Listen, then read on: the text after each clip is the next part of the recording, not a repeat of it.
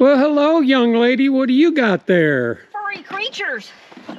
Creatures, huh? Rabbits. Let's have a look. Ooh, there they are. Oh, wow. How many of them's in there? 5.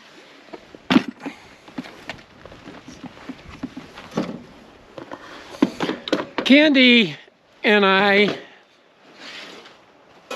moved the rabbit kennel way over on the other side of the yard here on the wood line to keep our new rabbits in the shade at all times.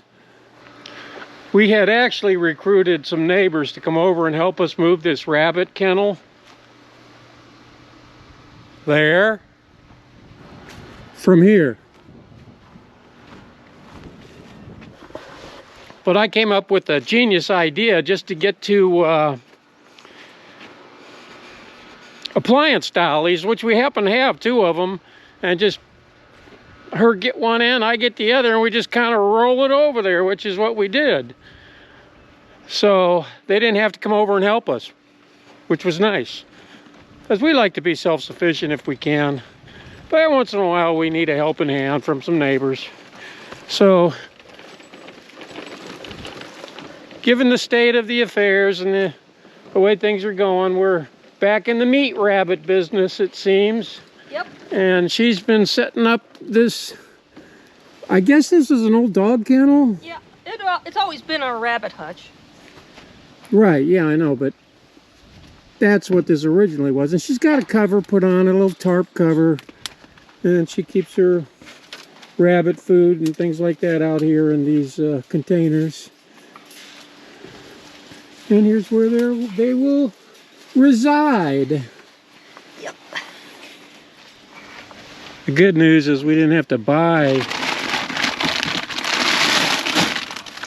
anything to get reset up on this. Yeah, just the food. Yeah. And I bartered for the rabbits, so they were free. I gave her an air fryer we weren't using. There you She go. loves it. Yeah, it's good. Right now, since they're 2 months old, they can eat free choice. And we butcher them at 3 months, because after that, you're just feeding for no reason. Of course, I'm going to keep a doe, and I'm going to seek an unrelated buck so we can have our own babies. Like Jesse said, be self-sufficient.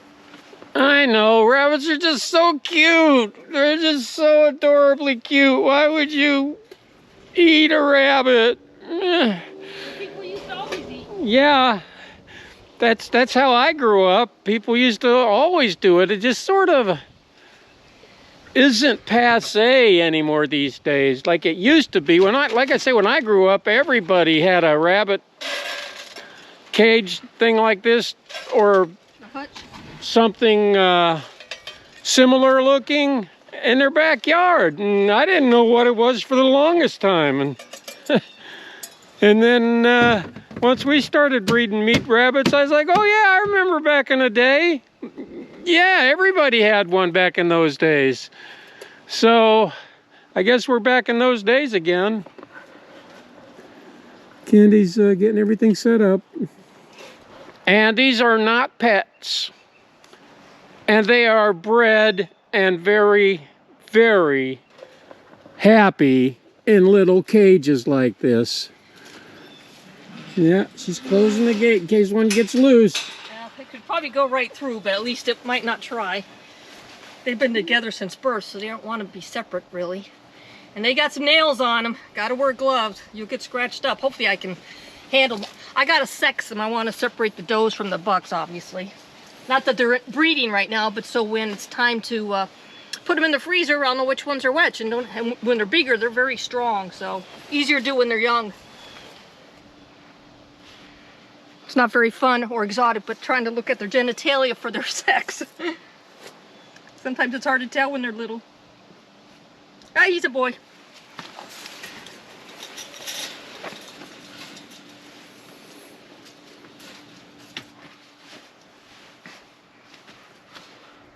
It's okay.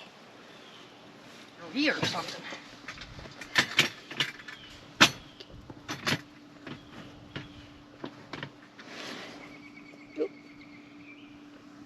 Do you think it's a girl or a boy? That one, huh?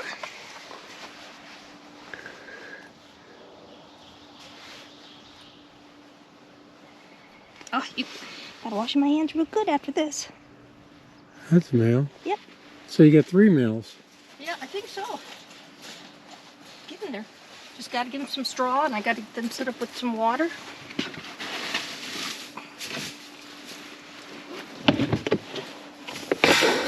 Good alfalfa. The nice thing about rabbits is they're pretty much self-contained as long as they have food and water, and they have to have water or they will not eat. When we go to our trips, they can be good for a couple of days, no worries. I can always have friends stop by and double check, but yeah, as long as they got food and water, we're good to go. They're basically low maintenance animals, and the big benefit of rabbits is we get some really good manure for our gardens. Good byproduct. So now that we have the rabbits situated, Candy's gonna show you her chickens, her broilers? Yep, broilers. Broiler chickens. Meat bird. Garden's looking really nice. Yeah. We'll have to give a garden tour. See how much that. Lilac bush. Chicken coop.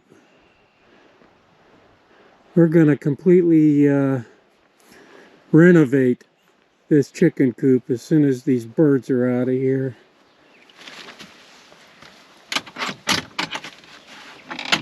Chickens! Oh, nice and warm in here now. Oh yeah.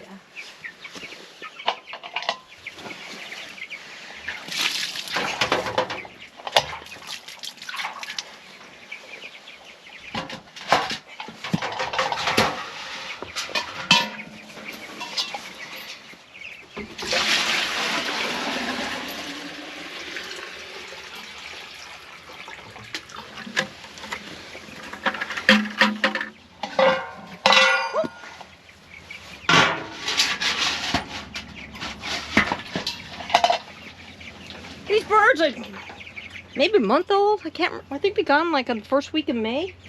So maybe not that old, but you can see how fast they grow. They just love to eat, eat, eat. And had a little cold snap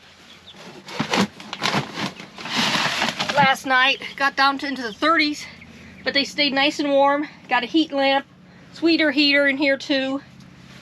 So they're doing just fine. It's nice to have them out here in the coop, get them out of the garage because it got really stinky.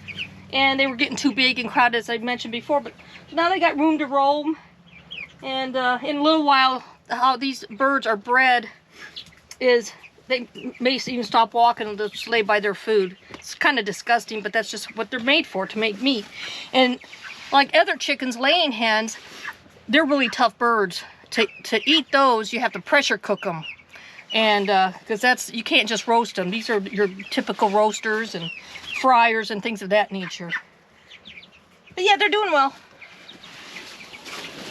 As long as I'm out here, I'll show you guys the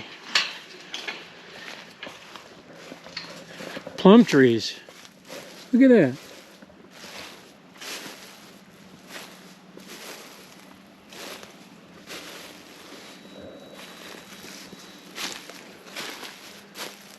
Look at the cherry, Nanking cherry bushes. They are all full of blossoms.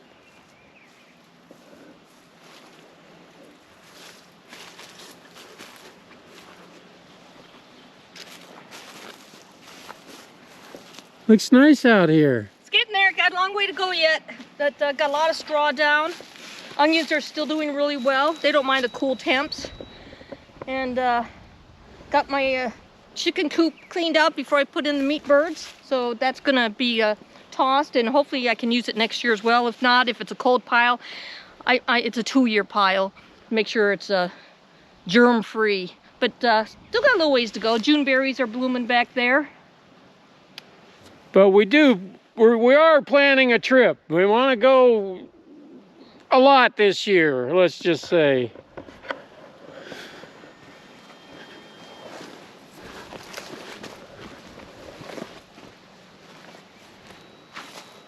That's doing really good. Oh yeah, they love the cool weather. All right.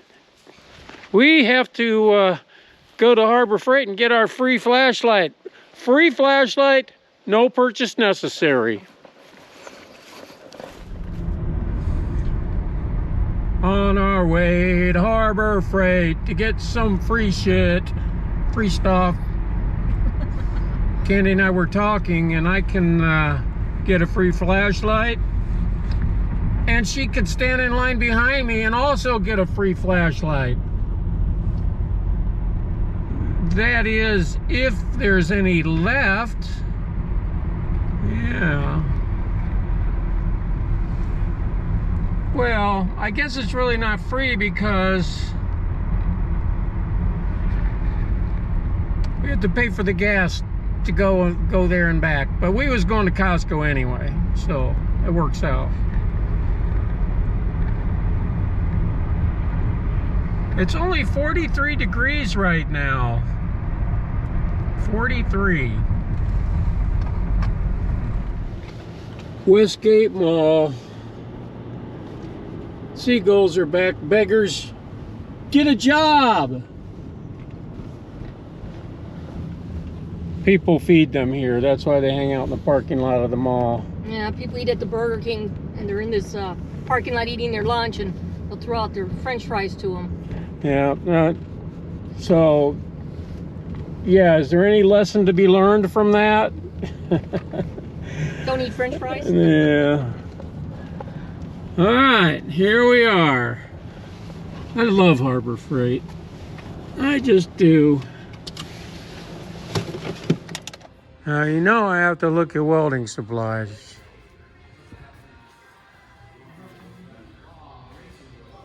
These are on sale again, these spot welders, $139. Ooh, they went up. Look at that. They were 150. They went up. That went up 20 bucks. That went up 10 bucks. But they're both 139 on sale, which is how I bought them. Where's our free flashlight? Yeah, I'm gonna get my free flashlight. Right, but the one that will only do like 2 at the same time. Oh, okay, I got you. Ooh, free. These are those blue ones that are like 99 cents a piece. If you I don't know, if you buy one, or what are they, $2.99 or something? No, I think they're 99. They're pretty cheap, but they work really well. I mean, they really do. Surprisingly well. And we got them laying all over the house because we can't see, but it's awesome.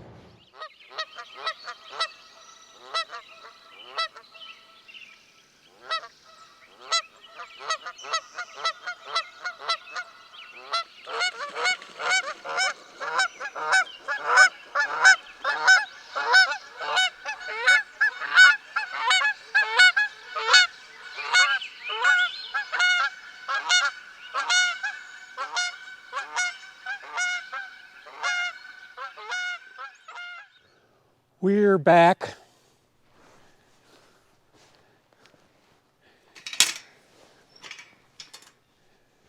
And here is the second of our 3 gardens, not counting the greenhouse. And we're also preparing it, and the plum trees out here are also just now starting to blossom. Well, you could live on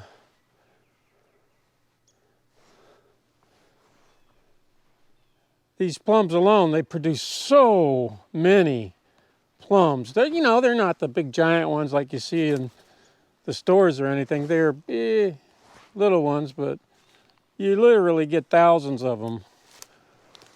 So we're starting to prepare this garden for planting. And Candy bought some new pepper plants and things like that while we were in town too. We bought that Kodiak truck camper because we was going to retire permanently from homesteading type of activities. And now you see we got the rabbits and we got the chickens, and Sometimes the government forces you to participate. Even if you don't want to participate, they say you're going to participate. So I guess it's what you call an ounce of prevention. You just be prepared. You know, I do have a lot of people that I know that absolutely refuse to participate.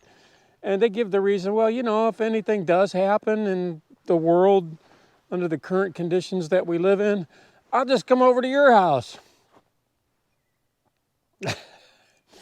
You know, immediately what I say to them is, no, you won't. No, you won't. Because it just doesn't work that way. You know, you spend all your money, resources, and time going to Arizona in the winter and having a vacation home and all that stuff and doing all those things, and you're just going to live off of me if shit hits the fan, knowing what you know. It just doesn't work that way. No. Anyway, I'm still out here. I'm really happy with the progress I've been making here in the front. And I have a kind of a specialized lawnmower. Well, I think it's a special lawnmower. It's a special, let me show you.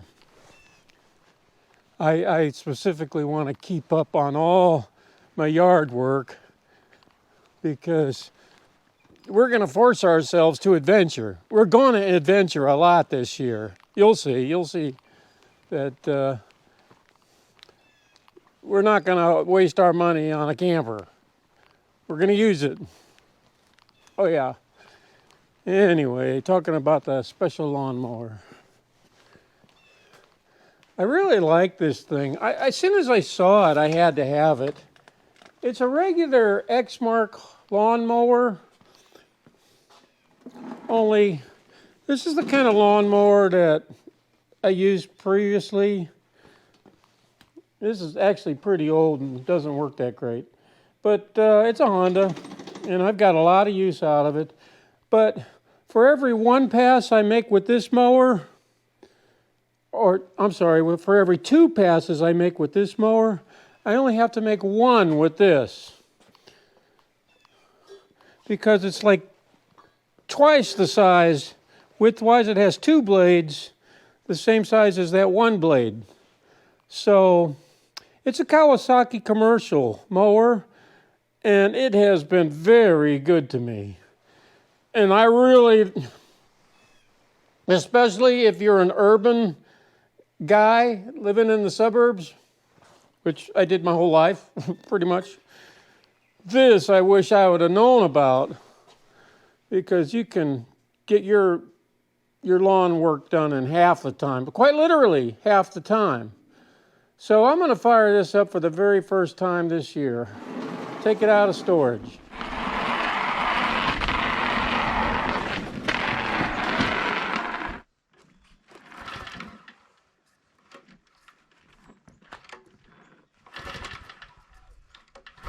I was watching a segment on Fox News the other day. Was it yesterday? I don't know. It wasn't actually on Fox News. I think I was watching like a video on YouTube or BitChute or something like that. Where Brian Kilby was interviewing some survivalist from his Fox News show. Some prepper. Anyway, this prepper was some kind of a survivalist, had a website and a book out and all this other things, you know. Things that you saw way back in 2008 that you would actually watch on alternative media, you know, like YouTube, BitChute, Rumble, those types of conspiracy channels, the ones that you were told not to believe or not to follow because they were filled with lies and conspiracies, you know, like Glenn Beck, those types of people that have been talking about this thing called prepping forever.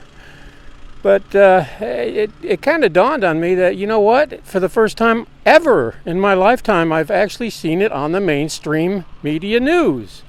Heck, even parts of the left-wing media are starting to say you should probably prepare for, untold events. Of course, they don't say what the events will be, but you should probably prepare for untold events. So, yeah, in the past, it's kind of nice to not participate in this sort of thing. And just don't let the government intrude on your life. Just enjoy your life and be happy, make merry, be responsible, those types of things. Have a few days supply of food and water and things like that around the house or your apartment, wherever you happen to live. But now it's at the big time. They're actually had a guy on a mainstream news channel talking about, hey, this shit is real. You better take this stuff seriously. And they're reporting food shortages, gas shortages. Heck, what's it, Washington D.C.? They're actually preparing the gas pumps for over $10 a gallon. Yeah, over $10 a gallon. So yeah, we're going to participate, but we're also not going to let life pass us by, especially at our age. We're not just not going to do that, but we are going to be responsible. Hence, we got the meat rabbits and the fryers, or I don't know what you call them, the chickens that are bred for food. We have 30 of those, and of course, rabbits are a never-ending supply of meat rabbits. They're the two easiest things that a person can do to take care of himself as far as protein sources are concerned. And they're cheap, and they're practically maintenance-free. You just got to, toward the end, the butchering process, got to get you a little dirty, but think of it as cleaning a fish, because harvest is a harvest, right? Or when you got a deer, same thing. Deers are cute. I mean, nobody thinks anything about butchering a deer, but when it comes to a rabbit, they're like, there's bugs. Oh, the Easter bunny, that kind of thing. But anyway, we're doing what it takes. We're growing our own food again, and we're growing low maintenance food, and we also have a few items put away, enough to get me and Candy by for a little while. And we're taking it seriously, but we're also going to go adventure. We're going to take our Kodiak out, and we're still going to have a really good time during the process, and I hope all of you will too. So, thanks guys for watching, and we'll see you on the next one. God bless you all.